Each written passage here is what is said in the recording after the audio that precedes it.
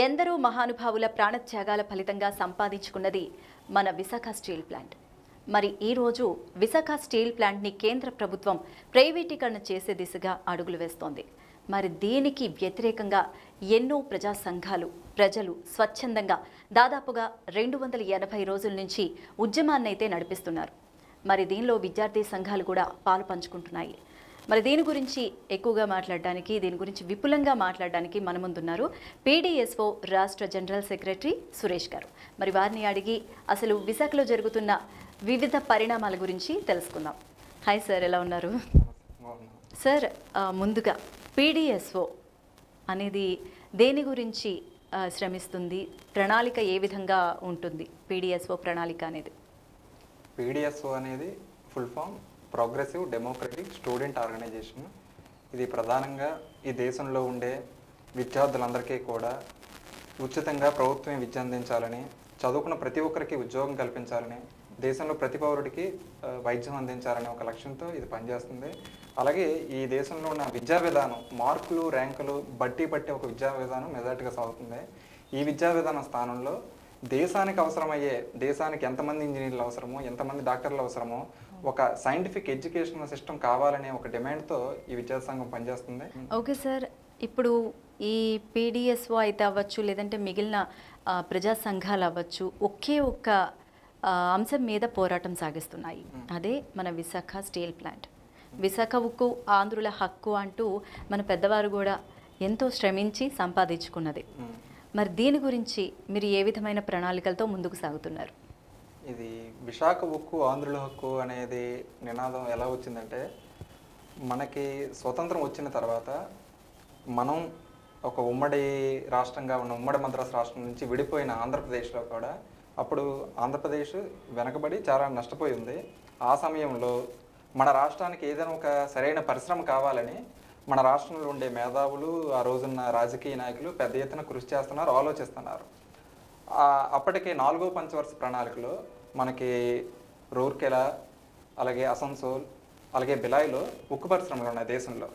ఆ 4వ పంచవర్ష ప్రణాళిక ఇంకో 2 ఉక్కు పరిశ్రమలు ఏర్పాటు చేయాలని కేంద్ర ప్రభుత్వం నిర్ణయించింది. ఆ 2 పరిశ్రమలు ఎక్కడ పెట్టాలి అనుకున్నప్పుడు, ఒకటి నార్త్ ఇండియాలో బిలాయ్ దగ్గర ఒకటి పెట్టాలని, రెండోది దక్షిణ భారతదేశంలోనే ఏదో ఒక ప్లేస్లో పెట్టాలి అని చెప్పి ఒక ఆలోచన చేసింది. ఆ ఆలోచన కోసం అయితే దక్షిణ భారతదేశంలో ఎక్కడ పెట్టాలి అనుకున్నప్పుడు America, Bharat, British America consortium అనే ఒక కమిటీని వేసింది. ఈ కమిటీని ఏర్పాటు చేసి మొత్తం ఆ కమిటీ మొత్తం మన దక్షిణ భారతదేశంలో ఉన్న తమిళనాడు, ఆంధ్రప్రదేశ్, కర్ణాటక, గోవా ఈ 4 ప్రాంతాలు తిరిగి విశాఖపట్నంలోనే దీనికి అనువైన ప్రదేశం విశాఖపట్నంలో పెడితేనే అది ఫుల్ఫిల్మెంట్ అవుతుంది అని చెప్పి ఆ నివేదిక క్లియర్గా ఇచ్చింది. అయితే ఆ నివేదికను ఆధారం చేసుకొని మన రాష్ట్రంలో ఉండే ప్రజలందరూ కూడా పెద్ద ఎత్తున ఎలాగైనా విశాఖపట్నంలోనే ఒక పరిశ్రమ వస్తే, నివేదిక కూడా దీనికి అనుకూలంగా వచ్చింది, విశాఖపట్నంలో పరిశ్రమ ఏర్పాటు చేస్తే ఇక్కడ చదువుకున్న యువకులకు ఉద్యోగాలు కలుగుతాయనే దాంతో పెద్ద ఎత్తున అక్కడ విశాఖ ఉక్కు ఆంధ్రుల హక్కు అనే నినాదం ఏర్పాటైంది. ఓకే, అయితే దాదాపుగా చరిత్ర పుటల్లో ఒక సువర్ణాక్షరాలతో లిఖించదగింది మన విశాఖ స్టీల్ ప్లాంట్. అయితే ఈ విశాఖ స్టీల్ ప్లాంట్ని ప్రైవేటీకరణ చేయడానికి కేంద్ర ప్రభుత్వం ఎందుకు అంత అత్యుత్సాహాన్ని ప్రదర్శిస్తోందని మీరు అనుకుంటున్నారు?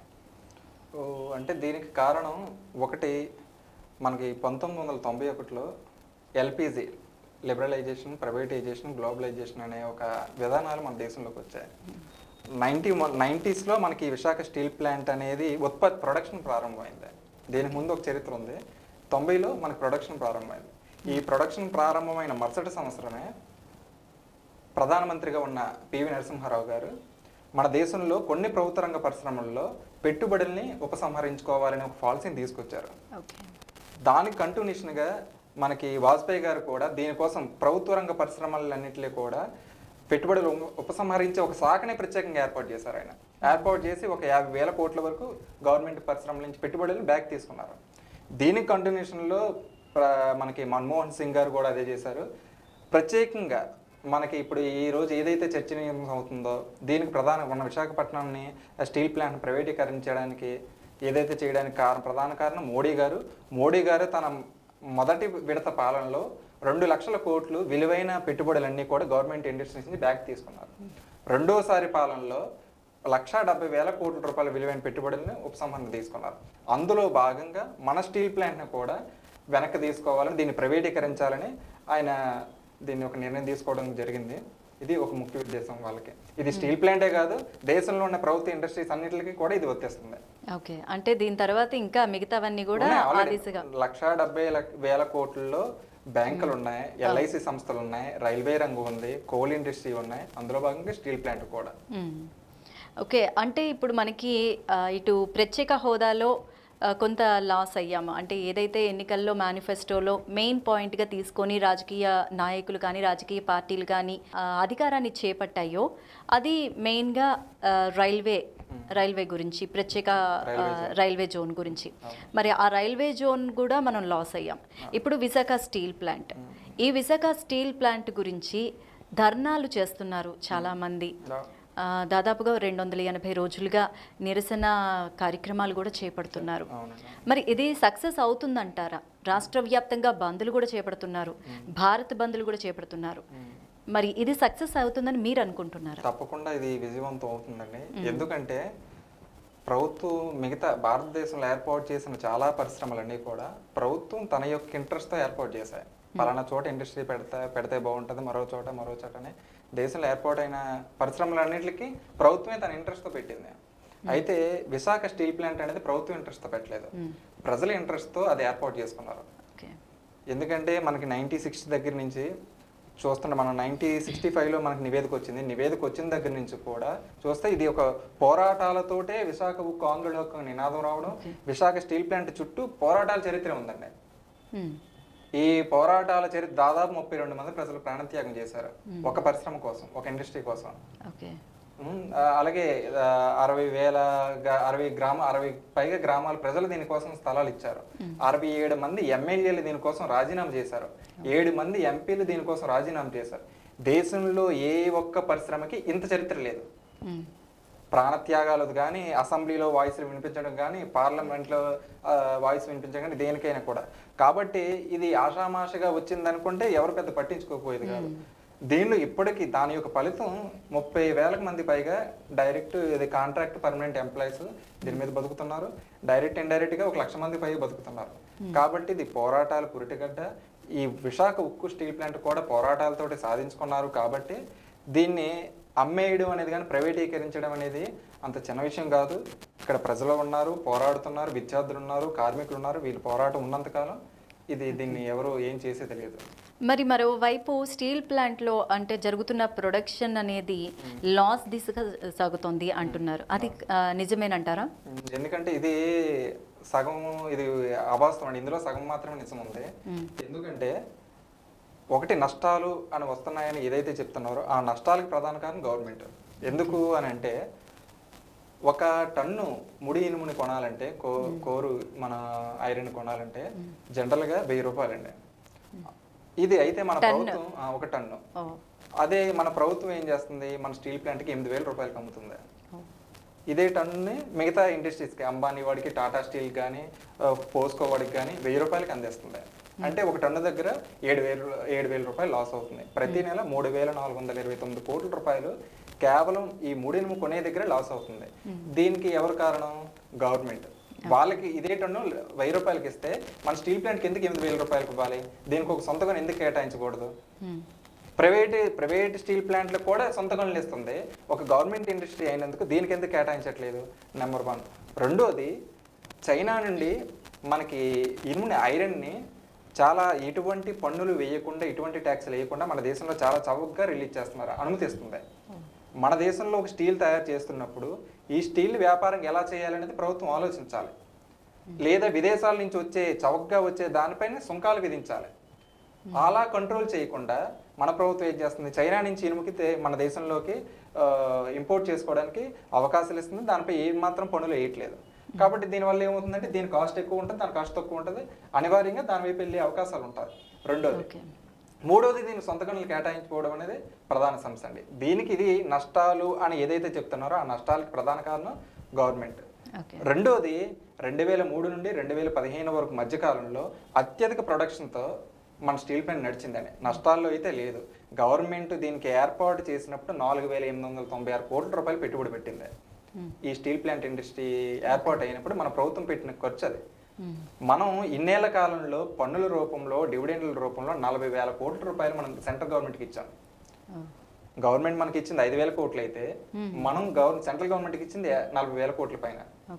ఇలాంటప్పుడు ఇది ఒక నష్టాల్లో ఉండుంటే మనం ఇంత పన్నుల రూపంలో అలా ఇవ్వగలుగుతాం? పాసిబుల్ అయ్యేది కాదు. కాబట్టి ఇది నష్టాల్లో ఉన్నది అని ప్రభుత్వం ఏదైతే చెప్తుందో అందులో పూర్తిగా వాస్తవం లేదు. ఇన్ కేస్ వాస్తవంగా ఉన్నట్టయితే దానికి కారణం కూడా ప్రభుత్వమే. దానికి కూడా ప్రభుత్వమే బాధ్యత వహించాలి. ఎందుకంటే సొంత గనులు అనేది ప్రధాన సమస్య అండి. ఆ సొంత గని మాత్రం ఒకటి కేటాయిస్తే ఇప్పుడుకి వస్తున్న డెవలప్మెంట్లో మరింత డెవలప్మెంట్స్ మన స్టీల్ ప్లాంట్ నుంచి మనం పొందొచ్చు. మరింత మందికి ఎంప్లాయ్మెంట్ కలిగించే అవకాశాలు కూడా ఉంటాయి. ఇప్పుడు రాష్ట్ర ప్రభుత్వం విషయానికి వస్తే మన వైజాగ్ని కార్యనిర్వాహక రాజధానిగా ఎగ్జిక్యూటివ్ క్యాపిటల్గా చేయాలి అని చెప్పేసి ఒక ఆలోచన. సో ఏపీలో మనకి ఉన్నవి 13 డిస్ట్రిక్ట్స్. ఈ 13 డిస్ట్రిక్ట్స్లో 3 డిస్ట్రిక్ట్స్ ఇలాగ క్యాపిటల్స్గా చేస్తే పాసిబుల్ అవుతుందంటారా? అంటే ఒక మనకి గ్రో అప్ అనేది కనిపిస్తుందంటారా? అంటే రాజధానులు ఎక్కడ ఉండాలి అనేది చర్చ అనేది అంత ముఖ్యమైనది కాదేమో అనేది నా అభిప్రాయం. ఎందుకంటే రాజధాని ఎక్కడ ఉన్నది అంటే ఒక విశాఖ వాసిగా మీరు ఎగ్జిక్యూటివ్ క్యాపిటల్ని సమర్థిస్తారా? అదేనండి, మాకు రాజధాని అనే దాని మీద మా కాన్సెప్ట్ ఏంటంటే ప్రతి జిల్లాలోని ఆ జిల్లాకుంటూ ప్రత్యేకమైన వనరులు ఉంటాయి.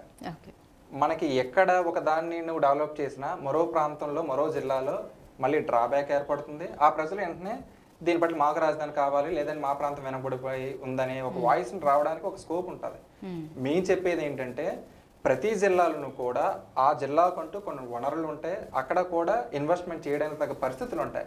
ప్రతి జిల్లాకి ఆ జిల్లాలో ఉన్న పరిస్థితులకు అనుగుణంగా ప్రభుత్వం ఇండస్ట్రీస్ ఏర్పాటు చేయడం, పెట్టుబడులు పెట్టడం, కార్యనిర్వాహక శాఖల్ని డిస్ట్రిబ్యూషన్ ఆ యాంగిల్లో కంటే చేస్తే ఉపయోగం ఉంటుంది తప్ప అది విశాఖపట్నమా లేదంటే విజయవాడ అంటే ఇప్పుడు ప్రత్యేక రాజధానులు అంటే డిపెండ్ ఆన్ జాబ్స్ గురించి నిరుద్యోగులకి ఉద్యోగం అనేది కల్పిస్తారు.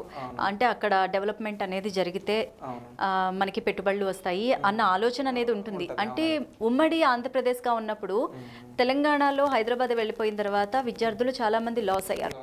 సో ఒక స్టూడెంట్ రాష్ట్ర జనరల్ సెక్రటరీగా మీరు ఈ విషయం గురించి ఏమంటారు?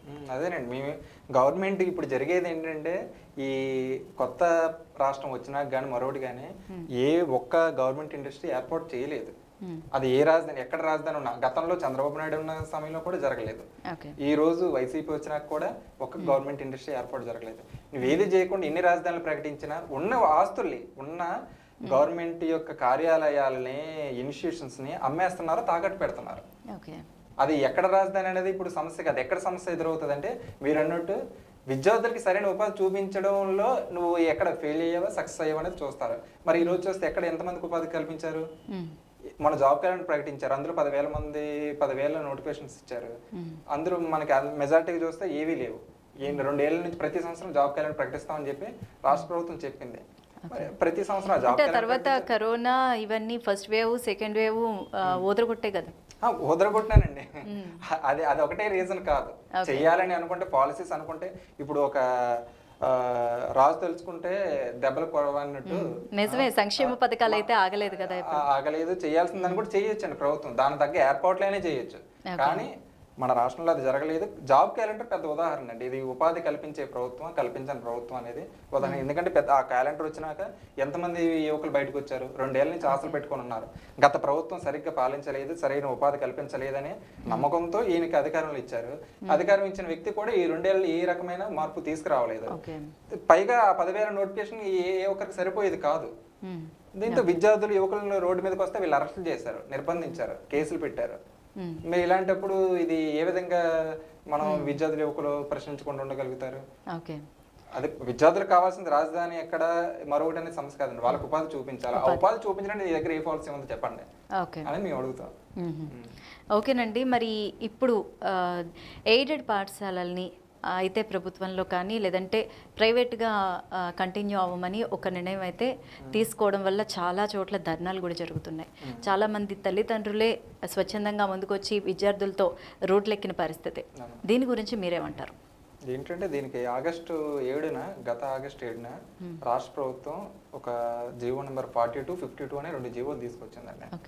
ఆ జీవోలు తీసుకొచ్చి ఎయిడెడ్ కాలేజీలన్నింటినీ కూడా అయితే మీరు ప్రభుత్వ ఆస్తులతో సహా మాకు సరెండర్ అంటే ఎయిడెడ్ కాలేజీల మీద, ఎయిడెడ్ విద్యా సంస్థల మీద రాష్ట్ర ప్రభుత్వం కన్నేసిందంటారు. కన్నేసింది అనేది కాదండి, మన రాష్ట్రంలో విద్యా సంస్కరణల పేరుతో జరిగేది విద్యా ప్రైవేటీకరణకు అనుకూలమైన విధానాలు మన రాష్ట్ర ప్రభుత్వం అనుసరిస్తుందండి. ఓకే. ఎందుకంటే ఇది మనం ఫైనల్గా అనాలిసిస్లోకి వచ్చేటప్పటికి అదే జరుగుతుంది. ఎందుకంటే ఆ ప్రైవేటు అనుకూల, ఎందుకంటే మనకి డిగ్రీ కాలేజీలు కూడా 25% మేనేజ్మెంట్ కోటాలో సీట్లు అమ్ముకోవచ్చు అనేది ప్రభుత్వం ఒక నిర్ణయం తీసింది.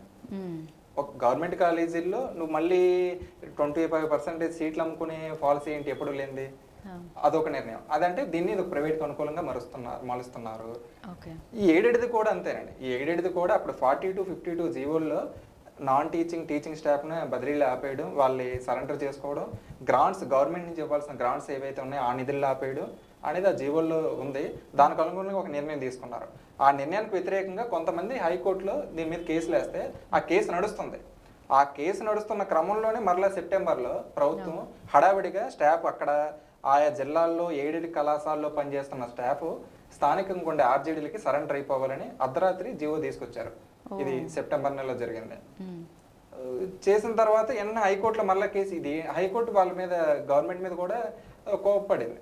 ఏంటి కేసు నడుస్తుంటే నువ్వు ఈ రకమైన చర్యలు, యాక్షన్స్ తీసుకుంటున్నావు ఏంటి, ఇది ఎంతవరకు కరెక్ట్ అంటే, లేదంటే ఇంట్రెస్ట్ ఉన్న వాళ్ళు అది చేయమంటున్నావు, సరెండర్ అవ్వమంటున్నావు, బలవంతంగా మేము ఏం చేయట్లేదని ప్రభుత్వం అక్కడ సంజయ్ చెప్పుకుంది. కానీ బయట యాక్షన్ ఎలా ఉంటుంది, దానికి వ్యతిరేకంగా స్కూల్లో టీచర్స్ అందరినీ గవర్నమెంట్ స్కూల్స్ పంపించేయడం, ఆ స్కూల్ నుంచి తరలించడం, ఆ నిర్ణయాలు ప్రాక్టికల్ గా చేస్తుంది. కోర్టులో ఒక రకమైన వాదనలు వినిపిస్తుంది.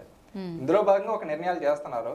అయితే మనకి ఇప్పుడు ఈ మధ్య కాలంలో ఇక్కడ ఏవిఎన్ కాలేజ్ కానీ, సెయింట్ పీటర్స్ స్కూల్ కానీ, ఈ స్కూల్లో జరిగేది కూడా అంటే మొదటి విడతలో కాలేజీల మీద ఒక దృష్టి పెట్టారు. కాలేజీల్లో మెజార్టీ వ్యతిరేకత రాకుండా ఉండే అవకాశాలు కల్పించారు. ఎక్కడ వ్యతిరేకత రాలేదు. కాలేజీలన్నీ ఇప్పుడు ప్రైవేట్ అయిపోయాయి. 137 కాలేజీలు ఇప్పటికే ఫీజుల భారం మోయలేకపోతున్నారు పేరెంట్స్. అలాంటిది అసలు గవర్నమెంట్ కాలేజీ అనేది లేకపోతే చదువుకునే పిల్లలు కూడా ఫీజులు కట్టలేక ఇంకా చదువు మధ్యలో పులి స్టాప్ పెట్టేయాల్సిందే కదా. అంతే కదండి. అవును. ఇప్పుడు ఆ కాలేజీలకు అప్లై చేసిన సూత్రాన్నే అది సక్సెస్ అవడంతో స్కూల్కి కూడా ఇప్పుడు స్కూల్ మీద పడ్డారు. ఇప్పుడు మన స్కూల్లో కూడా అదే సూత్రాన్ని అప్లై చేస్తున్నారు. అయితే స్కూల్కి కాలేజ్కి ఉన్న డిఫరెన్స్ ఏంటంటే, కాలేజ్ అంటే ఏయో మండలాల నుంచి వస్తారు, వేరే వేరే మండలాల నుంచి, వేరే వేరే జిల్లాల నుంచి ఆ కాలేజీలు చదువుతారు. స్కూల్ అనేది ఒక నివాస ప్రాంతం, ఒక రీజన్ ప్రాంతంలో ఉండే పిల్లలందరూ కూడా ఆ స్కూల్కి పంపిస్తారు. ఫర్ ఎగ్జాంపుల్ ఏవిఎన్ ఉంటే ఆ ఏవిఎన్ కేజీహెచ్ సరౌండ్, ఆ జాలరపేట వాళ్ళ పిల్లలందరూ ఆ ఏవిఎన్ స్కూల్లో చదివిస్తారు. ఈ నిర్ణయం కూడా ఇలా జరిగింది. పేరెంట్స్తో మీటింగ్ పెట్టి 31 లోపు మీరు మీ పిల్లలకి టీసీలు పట్టుకెళ్ళిపోండి నిర్ణయం చెప్పారు. వెంటనే స్టూడెంట్స్ అందరూ కూడా వాళ్ళ తల్లిదండ్రులు బర్స్ట్ రోడ్డు మీదకి వచ్చారు. మీరు సడన్ గా ఇలా పంపించేస్తే ఎలా అవుతుంది అని చెప్పి. దాంతో ఆ విద్యార్థుల తల్లిదండ్రుల యొక్క అంటే విద్యా సంవత్సరం కంప్లీట్ అయ్యాక ఏ సెలవుల్లోనో అలాంటి నిర్ణయాలు తీసుకుంటే ప్రభుత్వం చేసుకుంటది. కానీ మేము వీళ్ళ తల్లిదండ్రుల యొక్క పోరాటం, ఆందోళన వలన ఇప్పుడు ఈ రైతు మేము ఇలాంటి నిర్ణయం తీసుకోం, ఈ ఇయర్ కంటిన్యూ అవుతుంది అని వాళ్ళు చెప్పారు. కానీ ఇండైరెక్ట్ గా చేసేది ఏంటంటే, ఈ ఇయర్ అయిపోయినాక ఈ ఇయర్ మనకి హాలిడేస్ వచ్చి, సమ్మర్ హాలిడేస్ వచ్చే సమయంలో టీచర్స్ని ట్రాన్స్ఫర్లు చేసేయడం, గవర్నమెంట్కి సరెండర్ చేసేస్తారు. ఆ సమయంలో ఎవరు అక్కడ ఉండరు, స్కూల్ నడవదు, సెలవుల్లోనే ఉంటుంది. వాళ్ళు తర్వాత ఈ స్కూల్ మీ ప్రైవేట్ అయిపోయింది అనేది చెప్తారు. అయితే ఇప్పుడు తల్లిదండ్రుల యొక్క ఆగ్రహం కారణంగా ఈ డెసిషన్ వాయిదా వేసుకున్నారు. విరమించుకోలేదు, ఈ నిర్ణయాన్ని విరమించుకోలేదు, వాయిదా వేసుకున్నారు. నెక్స్ట్ అకాడమిక్ ఇయర్లోనే ఇది చేయడానికి ప్రభుత్వం ఆలోచన ఉందనుకుంటున్నాం, మా అభిప్రాయం అదే. మరి దీని గురించి కూడా మీ పీడిఎస్ఓ ఏమన్నా కార్యాచరణ రూపొందిస్తుందా? ఆల్రెడీ మేము ఈ ఏవిఎన్ కళాశాల విద్యార్థుల దగ్గర మేము పీడిఎస్ఓ యాక్టివిస్టులుగా మేము అందరూ డైరెక్ట్గా పాల్గొన్నాం. తల్లిదండ్రులతో మేము అక్కడ నాయకత్వం వహించే మేము అది ఏంటి, అది ఏ ప్రాసెస్లో జరగాలి, అందులో చాలా అనేక రాజకీయంగా ఉపయోగించుకోవడానికి వచ్చే అనేక శక్తులు, టీడీపీ, జనసేన, రకరకాల పార్టీలు వచ్చినప్పటికీ కూడా ఇది పార్టీలకు అతీతంగా మన ఏవిఎన్ స్కూలు ఎయిడెడ్గానే కొనసాగాలని ఒక డిమాండ్తో తల్లిదండ్రులతో మేము ఆ పోరాటం నిర్వహించాం. ఆ పోరాటంలో భాగంగానే ఆ రోజు మాకు ఆ నిర్ణయం అంత పాజిటివ్గా మాకు రావడం జరిగింది. దీన్ని మేము తల్లిదండ్రులకు కానీ విద్యార్థులకు కానీ చెప్పేది ఏంటంటే, పోరాడితేనే నీకు ప్రభుత్వం నుంచి పొందే సేవలు కానీ, నీ హక్కులు కానీ నీకు వస్తాయి. పోరాటం లేకుండా మన హక్కులు మనం సాధించుకోలేమనేది మేము మా విద్యార్థి సంఘంగా ఇచ్చే సూచన. ఓకే సార్, చివరిగా మీరు యువతకి ఏమి అంటే ఒక మోరల్ అనేది ఏం చెప్తారు, వాళ్ళకి మెసేజ్ ఏమి ఇస్తారు?